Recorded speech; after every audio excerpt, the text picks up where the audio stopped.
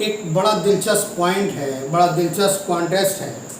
آپ مجھے یہ بتلائیے پوری تاریخ میں سے کہ سب سے پہلا جشن میلاد کس نے منایا؟ جشن میلاد النبی یا فرسٹ برتھ ڈے سیلیبریشن کس کے نام درج ہے؟ نبی اکرم صلی اللہ علیہ وسلم کا سب سے پہلا برتھ ڈے سیلیبریشن یا یوم پیدائش یا حضور کی پیدائش کو سیلیبریٹ کیا ہے حضور کے سگے چچا ابو لہب نے. ان کی ایک باندی ہے جس کو سویبہ کہتے ہیں، وہ حضرت آمنہ کے پاس موجود ہے. جب بچہ تولد ہوتا ہے تو وہ دوڑ کر آتی ہیں اور ابو لہب کو آ کر کے بتلاتی ہیں کہ تمہارے مرحوم بھائی کے یہاں ایک چاند جیسا بیٹا پیدا ہوا ہے. تو ابو لہب خوشی کے مارے نبی اکرم صلی اللہ علیہ وسلم کی پیدائش کی اس خبر پر آپ کی میلاد کو جس طرح سیلیبریٹ کرتا ہے وہ ادبھت ہے. آپ چند کوڑیوں کا کیک لے کے آ گئے، آپ نے چند روپے چندے میں دے دیے جلوس میں، آپ نے ایک جھنڈا خرید لیا یا آپ نے کوئی مائک ہائر کر لیا، اس پر آپ نے شور مچا لیا گھنٹے 2 گھنٹے 4 گھنٹے، اور اس کے بعد آ کے بیٹھ گئے.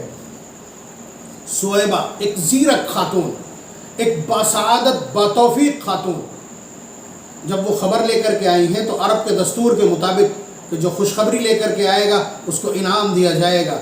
اور آپ سمجھ لیجئے کہ ایک غلام کے لیے آزادی سے بڑا کوئی تحفہ نہیں ہو سکتا. تو سویبہ جب آئی ہیں خبر لے کر کے تو ابو لہب نے انت حر کہہ کے انہیں آزاد کر دیا. یہ ادبھت سیلیبریشن ہے. ایک جان، ایک ویکتی، ایک شخصیت اور ایک پرسنالٹی کی قیمت کیا ہوتی ہے اس کو آپ شرعی تناظر میں دیت کی تفصیل میں جا کر کے دیکھ سکتے ہیں. یعنی اتنا بڑا خرچہ اور اتنا بڑا صرفہ، اور یہ ہستی کتنی بابرکت ہے میں بتلا دوں آپ کو کہ نبی اکرم صلی اللہ علیہ وسلم کو دودھ پلایا ہے اس خاتون نے. یعنی حضور کی رضاعی ماں بننے کی سعادت بھی ان کو بعد میں حاصل ہوئی ہے. اور صرف اتنا ہی نہیں بلکہ سید الشہداء حضرت امیر حمزہ رضی اللہ تعالیٰ عنہ کو بھی دودھ پلانے کی سعادت حاصل ہے. اسی وجہ سے حضرت حمزہ اور حضور رضاعی بھائی بھی ہیں چچا ہونے کے ساتھ ساتھ. تو آپ اندازہ لگائیے کہ ابو لہب نے نبی اکرم صلی اللہ علیہ وسلم کا پیدائش اور آپ کی میلاد کا جشن منایا ہے، اور زبردست جشن منایا ہے. تو اگر نبی سے صرف ذات کی محبت کافی ہوتی تو ابو لہب ٹاپ آف دا لسٹ ہونا چاہیے حضور سے محبت کرنے والوں میں. بات سمجھ رہے ہیں آپ؟ لیکن حضور سے محبت کرنا کیسے ہے یہ ایک بہت بڑا اہم ہے. یہیں سے وہ گتھی سلجھ جاتی. نبی اکرم صلی اللہ علیہ وسلم جب 40 سال کے ہوتے ہیں، اللہ تبارک و تعالی حسب منشا اور طے شدہ پروگرام کے تحت حضور کو نبی آخر الزماں کا تاج عنایت کرتے ہیں. جبریل امین آ کر کے آپ پر وحی نازل کرتے ہیں اور وحی پہنچاتے ہیں آپ تک. حضور تشریف لاتے ہیں. پھر نبی اکرم صلی اللہ علیہ وسلم کا اصل منصب اور اصل مہم اور اصل تحریک شروع ہوتی ہے اللہ تبارک و تعالیٰ کے ایک ارشاد سے، وَأَنذِرْ عَشِيرَتَكَ الْأَقْرَبِينَ، کہ آپ یہ پیغام، نبوت کا یہ پیغام اور آخرت کی ہولناکی اور اس کے حساب سے ڈرانے کا آغاز اپنے قریبی رشتہ داروں سے اور اپنے خاص کنبے سے کیجیے. حضور نے بنو ہاشم کی دعوت کر دی، پرتکلف دعوت کی، اور اس کے بعد کھڑے ہو کر کے حضور نے اپنے پیغام کے لیے پروگرام تیار کیا، اور اس کے بعد فرمایا یا ایھا الناس قولوا لا الہ الا اللہ تفلحوا، کہ اے لوگو کہہ دو کہ اللہ ایک ہے، اس کے سوا کوئی پرستش و عبادت اور پوجا کے لائق نہیں ہے، کامیاب ہو جاؤ گے.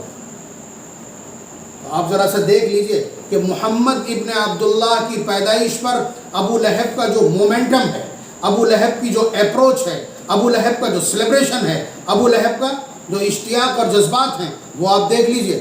اس کے بعد جب محمد الرسول اللہ کی حیثیت سے حضور کا تعارف اور ادے ہوتا ہے تو حضور اپنا پیغام پہنچاتے ہیں. یعنی اب محمد الرسول اللہ ہو گئے، یہ حضور کا رسالت کا چہرہ ہے اور یہ رسالت کا تعارف ہے. تو سب سے پہلی گالی بکنے والا بھی یہی ہے، سب سے پہلی گالی بھی اسی کے کھاتے میں لکھی ہے. کہتا ہے تبا لک یا محمد لہذا جمعتنا، معاذ اللہ ثم معاذ اللہ خاکم بدہن. ترجمہ کرنا ہی پڑے گا کہ تیرا ناس ہو محمد، تو نے اس لیے ہم سب کو یہاں جمع کیا تھا. اللہ تبارک و تعالیٰ نے اس جملے کا سنگیان لیا ہے، اس جملے کا نوٹس لیا ہے، اور وہی الفاظ بددعا میں دہرا دیے ہیں، تبت یدا ابی لہب وتب. کہ ہلاک اور برباد تو ہوگا۔ تو آپ اندازہ لگائیے کہ نبی کی ذات کو ٹارگٹ کیا اس نے کہ یہ میرا بھتیجا ہے تو سیلیبریشن کیا، اور نبی کو رسالت کے فریم میں جب دیکھا تو ترنت انکار کیا۔ آپ دیکھ لیجئے کہ ذات سے وہ محبت، وہ سیلیبریشن، وہ جشن میلاد اور وہ برتھ ڈے سیلیبریشن کسی کام نہیں آیا۔ جب تک رسالت پر دھیان نہیں ہوگا، لائے ہوئے پیغام پر دھیان نہیں ہوگا، یہ ابو جہل کی تقسیم، ابو لہب کی تقسیم کہاں ہے آج کی تاریخ میں؟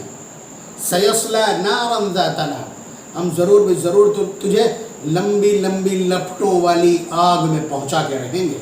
اللہ تبارک و تعالیٰ جس چیز کا آدیش کر دیں، حکم کر دیں، ارادہ کر لیں، وہ تو ہو کے رہے گا۔ تو آپ سمجھ لیجئے کہ جو لوگ برتھ ڈے سیلیبریشن میں ساری دلچسپی دکھلا رہے ہیں پیغام کو چھوڑ کر کے، تو ان کا انجام طے ہے، اور ان کا مکھیا کون ہے وہ آپ کو معلوم ہے۔ اور جو لوگ ابو بکر و عمر کی طرح پیغام پر چلتے ہیں تو ان کے لیے جگہ نبی کے